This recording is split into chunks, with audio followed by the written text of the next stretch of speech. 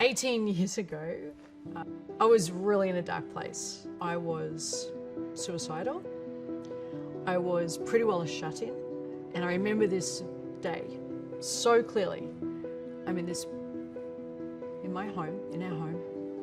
Housework's perfect. Everything's perfect. I'm standing behind a chair. And I stand frozen with fear for over an hour. For an hour. Everything was overwhelming. Everything was uncertain. They say life happens outside your comfort zone. Well, my comfort zone was this. It was this close around me. So any movement in any direction was fraught with perceived danger and failure and judgment. So I just stood there. I didn't talk to anybody about it. I didn't tell anyone. I was so ashamed. And I just thought, I've messed up this life. This life is a wash. It's a failure. I have failed at living. So hopefully, if there's reincarnation, I'll get it better the next life, because this one, I'm done. I don't know how to live. I literally didn't know how to have one single day. Joy, don't even, but a day where I could manage, where I could get through the day and not be at war with myself in my mind all day long. I remember one night laying in bed, couldn't get to sleep, just in the same 2-week period. And I catastrophized. I imagined a scenario going badly for 4 hours straight, without pause.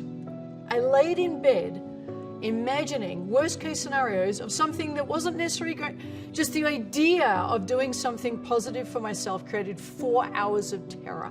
It was 2 o'clock something in the morning before I became aware of what I'd been doing. And I looked at just anything I did would lead to absolute failure and feeling even worse about myself. So the gremlins inside my mind had complete run of the show. It was like a circus in here. So whatever I did, there was a monster to tell me how crap I was. And that's how I lived my life. And I thought, well, I don't know how to live, so what's the point? And I just stood there, couldn't move. And then for some reason, and people ask me all the time, so what was it? What was it? What was it? I had this moment where, okay, I'm getting it really wrong. I don't know how to live with me. But there are people who have had circumstances worse than me who are living lives of inspiration.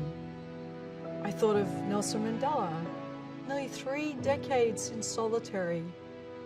And all he did, his words used this time to prepare for the day he'd be released, or to die there, being an example for his movement. I thought of people who had gone from what I thought was desperation to inspiration, and I just was creating more desperation. So I asked myself one question: how did they do it? If they can turn around those circumstances, how do I do that? And so instead of continuing to think about ways I can end it, I started thinking maybe at the age of 37 I should start to live. And that was the beginning.